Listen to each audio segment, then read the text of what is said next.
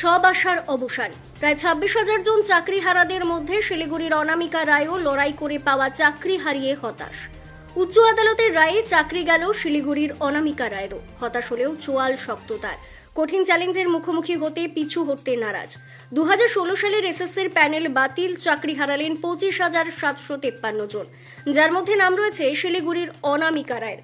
উল্লেখ্য, 2016 প্যানেলে পরেশচন্দ্র অধিকারীর মেয়ে অঙ্কিতা অধিকারী চাকরি পেয়েছিলেন। তবে এই চাকরি নিয়োগের মামলায় আদালতের দ্বারস্থ হন ববিতা সরকার। পরে অভিজিৎ গঙ্গোপাধ্যায় ডিভিশন বেঞ্চে চাকরি পান ববিতা সরকার।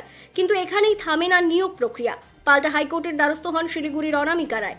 এরপর বিচার প্রক্রিয়া চলার পর ববিতা সরকারের চাকরি পান অনামিকা রায়। তারপরই আমবাড়ি হরিহর হাই স্কুলে অ্যাসিস্ট্যান্ট টিচার রূপে নিযুক্ত হন অনামিকা রায়।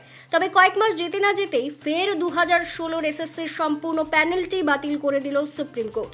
মূলত কলকাতা হাইকোর্টের রায়কেই বহাল রাখল সুপ্রিম কোর্ট। শুধু তাই নয়, এদিন শীর্ষ আদালতে যোগ্য অযোগ্যদের আলাদা করে তালিকা জমা দেয় এসএসসি।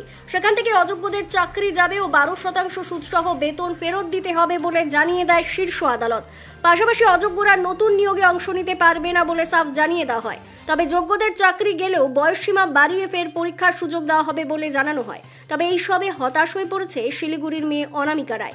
আজকে যারা দোষ করলো, যারা সাদা খাতা জমা দিল, যারা টাকা দিয়ে চাকরি পেল, তারা যেই শাস্তিটা পেল, আজকে আমি এবং আমার মতন হাজার হাজার ক্যান্ডিডেট যারা কিনা কষ্ট করে দিনরাত এক করে পড়াশোনা করে একটা স্বপ্ন দেখে চাকরি পেলো, তারাও কিন্তু ওই একই শাস্তি পেল। এটা তো কখনো কোনোদিনই কাম্য না। একজন খুন করে যে শাস্তি পাবে আর একজন নির্দোষ সেই একই শাস্তি পাবে, এটা কখনোই কাম্য না। হাইকোর্ট থেকে রায়টা আসার পরে যখন সেটা সুপ্রিম কোর্টে গিয়েছিল, তখন কিছুটা হলেও মনে আশা ছিল যে না, দেশের সর্বোচ্চ আদালত এই ধরনের রায় কখনো দিতে পারে না।